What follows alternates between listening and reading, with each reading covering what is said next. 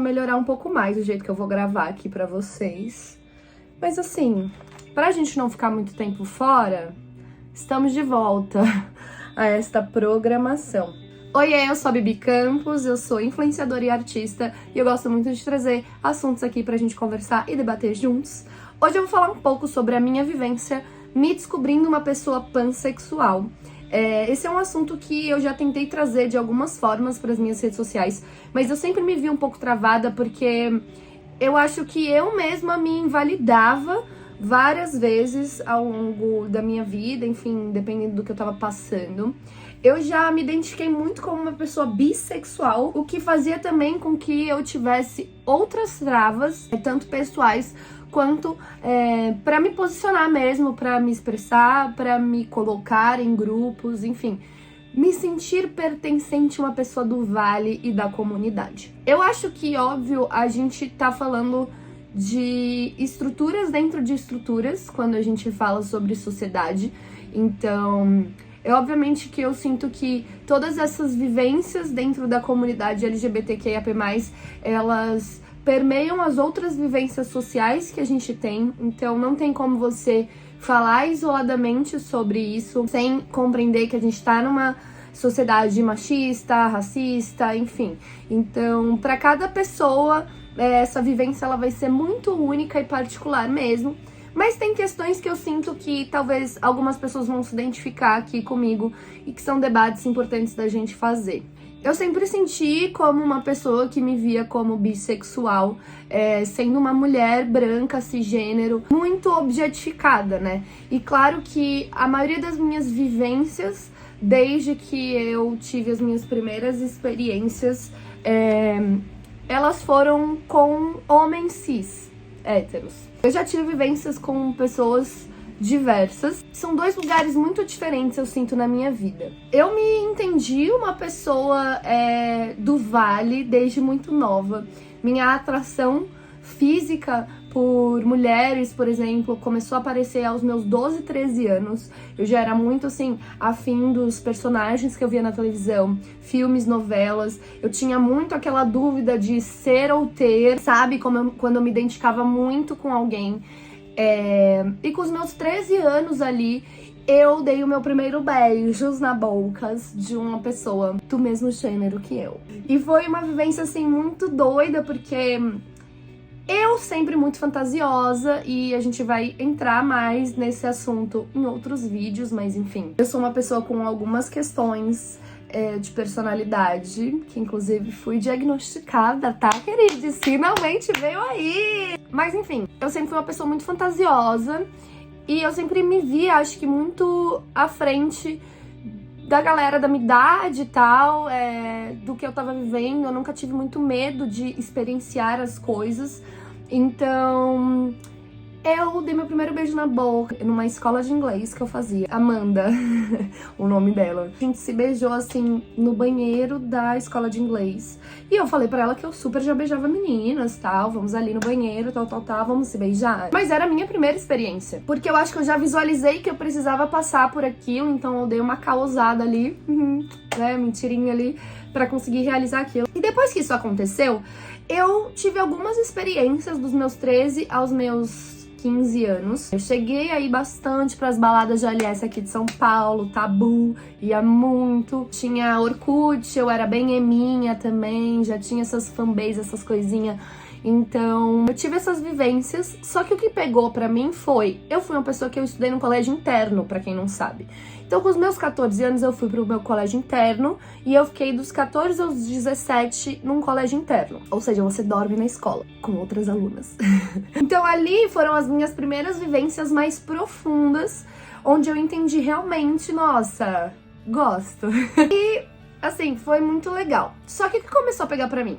No meu colégio interno, foi a primeira vez que eu me apaixonei por uma mulher, por uma pessoa que não fosse um homem cis hétero. E aí foi muito doido, assim, na minha cabeça, porque apesar da parte de experimentação ser muito fácil pra mim, a parte afetiva e emocional era muito complicada. Óbvio que assim, envolvem outros fatores, o colégio era crente, a gente sentia muita culpa pelo que a gente estava fazendo. A primeira pessoa que eu me apaixonei era uma pessoa muito conturbada, eu sofri horrores. E todas as vezes que eu me apaixonei por mulheres ou por pessoas que não fossem homens héteros cis, sofri demais, muito. Por quê? Porque eu acho que inconscientemente também o feminismo, né, e, enfim, a sociedade como um todo, fez com que eu nutrisse um rançozinho de homem, né, cisgênero. Então, eu, assim, por mais que eu me relacionasse mais com homens, num lugar de ter namoros e assumir, construir, de fato, uma relação, também tinha aquele ranço instaurado. Então também tinha uma facilidade emocional de tipo assim, se acabar, se acontecer qualquer coisa, é um cara, homens não prestam, vamos demonizar os homens. Só que a vida não é bem assim, né, gente? Tipo, e eu demorei um tempo pra começar a entender como era de fato isso pra mim, sabe? Por que que era muito mais confortável eu estar numa relação heteronormativa do que eu peitar realmente uma relação com uma mulher ou com uma pessoa trans, enfim. Muitos diálogos, muitos questionamentos sobre isso. Já passei por algumas vivências também bem traumáticas. Eu já tive um relacionamento onde a pessoa me viu como uma pessoa bissexual e ficou me usando, claro, me fetichizando. Só que também tem um outro lado de eu também sempre me senti muito invalidada pelo Vale, porque eu nunca tinha namorado uma mulher, porque a bissexualidade ainda assim é muito lida como uma confusão, como talvez uma possível pessoa lésbica que não se descobriu ainda. Isso é muito invalidada nesse lugar. E eu percebo que, assim, existem muitas pessoas também que, às vezes, elas acham que estão ali em tal lugar, então assim, sou uma mina lésbica, sou sapatão. E depois de um tempo descobre que, na verdade, não, é uma pessoa bissexual ou pansexual. Eu tô me identificando muito mais como uma pessoa pansexual e eu vou começar a falar que eu sou uma pessoa pansexual, não mais bissexual, porque eu acho que isso engloba muito mais a pessoa que eu sou. Eu sinto atração por pessoas no geral e pra mim realmente não é uma questão, nunca foi uma questão nada, assim, eu não sou uma pessoa que gosto de órgãos, de corpos, eu gosto de pessoas, e eu amo conhecer pessoas, e eu já me vi me apaixonando por diversos tipos de pessoas, não binárias, transgêneras, cisgêneras, então assim, eu acho que também é muito foda a gente estar numa sociedade onde parece que a gente tem que estar o tempo todo se colocando num ponto e que é aquilo, entendeu? Você tem que defender aquilo pra sempre. Me identifico como uma pessoa lésbica, sapatão, agora eu sou sapatão, pra sempre sapatão. E não precisa ser assim também, sabe? A nossa própria descoberta pessoal e compreensão pessoal, ela passa e permeia por lugares, sabe? Então, teve um belo momento da minha vida que eu achava que eu era uma pessoa heterossexual. De repente, eu comecei a perceber que talvez eu fosse bissexual. Agora, eu me identifico muito mais como uma pessoa pansexual. Então, acho que as nossas vivências, no geral, elas dependem deste caminhar, desse caminho de autoquestionamento, de percepção. Claro, às vezes vai chegar num ponto onde você vai falar, cara, é isso, tô bem aqui, vai ficar ali, talvez fique a vida inteira, né? Até porque é isso, a gente não racionaliza esse movimento. A orientação sexual, ela é tão cobrada na sociedade, mas ela é uma das coisas mais orgânicas e naturais, acho que existem na gente. Então, tipo assim, você não vai controlar a sua atração por alguém, sabe? Você não precisa racionalizar tudo o tempo todo. Muitas vezes na vida, quando você vai ver, você tá sentindo o negócio e não tem problema nenhum em sentir. Eu acho que é muito mais difícil esse processo.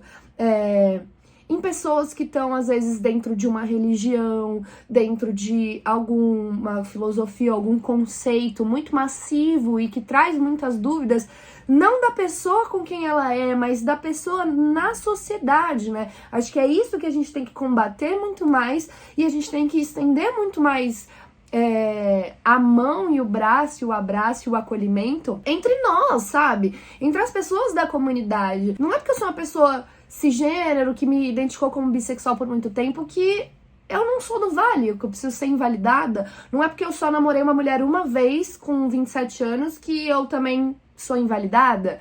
Tipo, eu já tive muitos tipos de relacionamentos com muitas pessoas. Mas sim, eu só tive um namoro e que, gente, durou um mês. Sapatão é foda, né?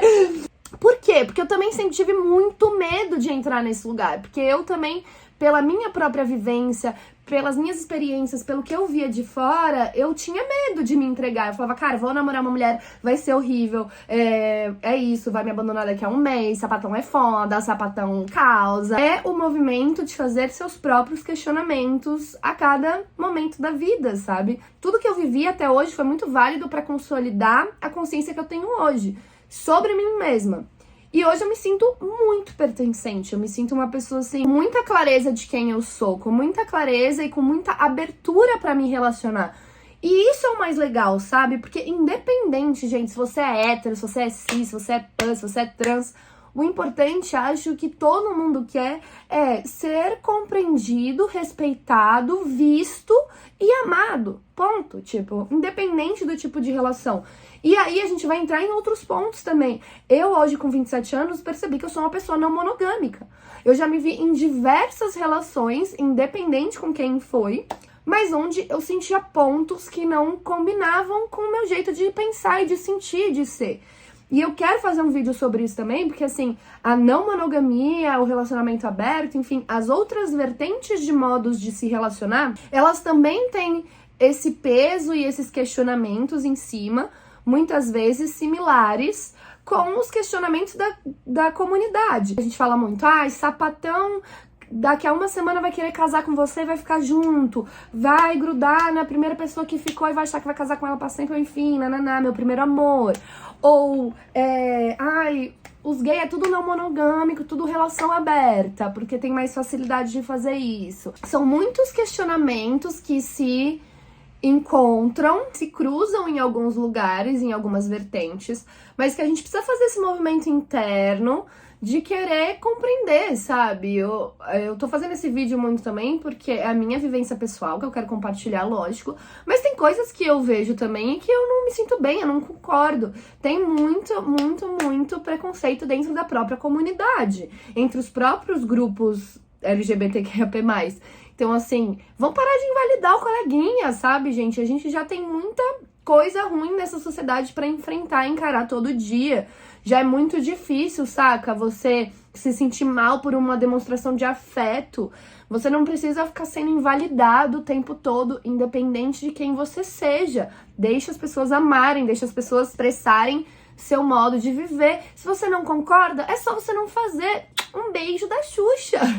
Eu acho lindo poder viver um momento da vida e do mundo onde a gente pode falar sobre isso. Onde eu posso fazer esse vídeo, onde eu posso me auto-questionar, onde eu posso fazer uma terapia que seja e falar sobre minha forma de amar, minha forma de ver o mundo, as coisas que eu idealizo, sabe? Poder ver trisais, poder ver casais trans gestando, mudando seus próprios nomes sociais. Tipo assim, isso são grandes conquistas que muitas vezes a gente acaba invisibilizando porque a gente fica perdendo tempo com picuinhazinha minúscula, gente. Faz seu próprio processo. Eu me vi como uma pessoa que eu não quero mais estar em relações que me minam, que me sugam. Eu não quero estar em conflito comigo mesma. Eu não quero gerar um grande conflito. E quem me acompanha aqui sabe que eu segui muito a programação de, tipo assim, vou me relacionar muito nova, eu tava com o pé pra casar, se deixasse ali. Eu já tive relações bem consolidadas, do mesmo jeito que eu já tive relações bem tóxicas, bem problemáticas, e eu acho que eu permeei um pouco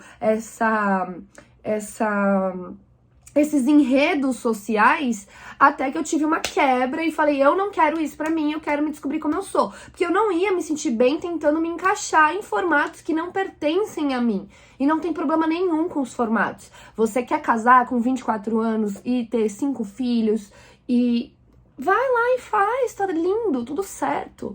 Você quer ser um trisal? Vai lá e faz, tá tudo certo, sabe? Tipo, eu acho que a gente tem que realmente caminhar muito mais pra esse lugar de um orgulho, sabe? Realmente entender que as pessoas são como elas são. E aí sim começar a olhar de um lugar mais claro quais são as problemáticas que juntos a gente consegue combater. Quais são as questões que realmente a gente precisa demandar energia, sabe? Porque de resto, gente, deixa todo mundo ser feliz, sabe? É a melhor coisa. Eu tô numa fase linda da minha vida, assim, incrível, gente, maravilhosa. Eu tô, tipo assim, gritando de alegria que esse final de semana eu vou estar lançando esse vídeo no Dia do Orgulho. Então, esse final de semana tem o orgulho e tem Dia dos Namorados depois. E é a primeira vez em anos que eu vou passar o Dia dos Namorados sozinha. Eu vou fazer um vídeo sobre isso, eu quero gravar vlog esse dia, tipo... E eu tô colhendo os avanços dos meus próprios questionamentos, das minhas próprias escolhas também. Eu acho que, óbvio, muitas vezes eu poderia ter ido por um caminho menos sofrido. Mas tudo também foi muito essencial pra eu estar aqui agora, sabe? Tipo assim, é isso, gente, vambora. E eu quero voltar a falar com vocês com essa profundidade. Eu quero trazer realmente as minhas vivências.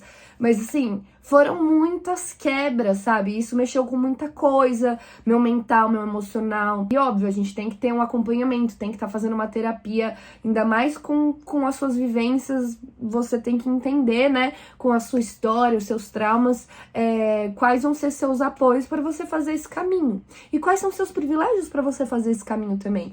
E eu sou e reconheço que eu sou uma pessoa muito privilegiada. E meus privilégios, eles são diversos, sabe?